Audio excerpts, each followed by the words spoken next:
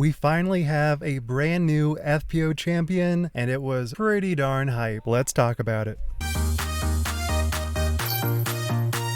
So right off the bat, it was already looking to be predetermined what the outcome would be, no matter how much Missy Gannon was fighting for that win. And then for that third place spot, I thought it was going to be pretty much a lock for Luca to secure that spot, but things played out very differently, and it was a total flip-flop from yesterday's round. So even though Luca had a pretty decent round, she's had some very unlucky breaks, like hole 7 goes right up to the edge of circle, but just hits a stake, making her out of bounds, and she has to rethrow from about 300 feet behind the basket, gets a double, and then on hole 13 she misses the Mando, misses her comeback putt, and gets another double. So sure, these are mistakes that she made, but overall I think her phenomenal poise and putting really helped her to feel better about her round, and she did finish in 7th place, but still I think this is her first true showing in a major, and I think this is a phenomenal place and a phenomenal display of her putting. And then the other two Europeans that I was not able to watch, Evelina and Henna, both shooting about 3 or 4 under, pretty good. I can't really speak to the level of play other than the stats, but the stats were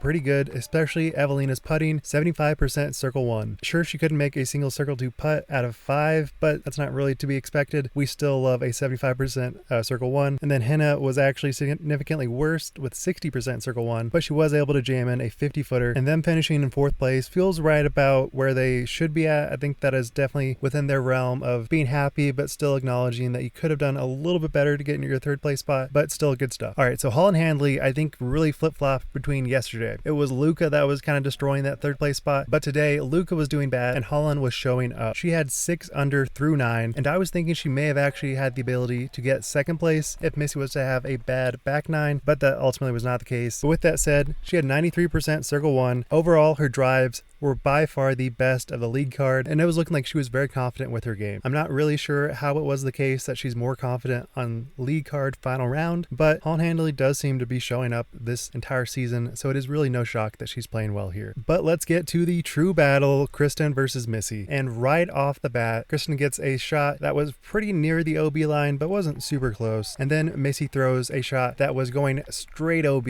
hits like an invisible branch, drops right into the middle of the fairway, and still gets a bogey. This really set the tone that even though Missy's playing pretty good recently, and especially on this course, it is probably not going to work out for her to get a 1st place finish. And that continued to be the trend, because on hole 4, she goes out of bounds on her upshot. And even though she was pretty tucked behind this bush, it still was a very gettable shot for her. So losing 2 strokes on that one hole because Kristen was able to jam in the birdie really cemented that it was going to be a Kristen win. And all in all, Kristen was just fire. With 7 under through 12, I was feeling like, yeah, this is kind of a done deal. Sure, madness could happen, but it's pretty unlikely. And Kristen's putting was significantly better from circle 2, with 3 38-footers that were absolutely critical in minimizing any stress from Missy gaining any strokes on her. So with about 6 holes to go, I think she kind of knew that as long as she gets her fairway hits, lays up for par, then she'll definitely become a 2-time world champ. So moving on to that, let's talk about hole 18. Kristen pretty much just does the equivalent of laying up. She threw super wide, goes straight OB, but it was in a good enough spot that she can just lay up with a smooth forehand, and that's basically what she did. Lays up after that for a double. Missy had a pretty good look for birdie, but just ultimately fell a little bit short, but had a great comebacker. And in crazy fashion, Luca, even though this wasn't really super impactful, although it did mean that she was tied with 4 other people for 7th, so it did kind of have importance. She jams in a 60-footer with about 3,000 people watching her. Absolutely madness, and I cannot believe the amount of stress she was probably under, because right after that, she just starts bawling, and you can tell that she probably didn't feel great about her round, but she was so happy to be done with it, so happy to make the putt, and just so many floods of emotion were hitting her all at once. And speaking of a flood of emotion, after Kristen taps in, becomes a 2-time world champion, she was just so elated, so excited, and you can tell this meant so much to her. This is by no means just a gimme win. She was focused and dialed in for this entire duration of the tournament, and she has been practicing so hard that you can really tell that this really is important to her. So all in all, a great tournament, a great showcase from everybody, and I'm just so excited with the outcome of this. Sure, it would have been a little bit more exciting if Missy was more in the mix, but still a great tournament and a great showcase from all the players. Let me know what you guys think. I am very intrigued to see what you guys thought about it. Make sure to subscribe. Also, check out my bags. I have a promo code right now for 15% off. Just use code WORLDS2023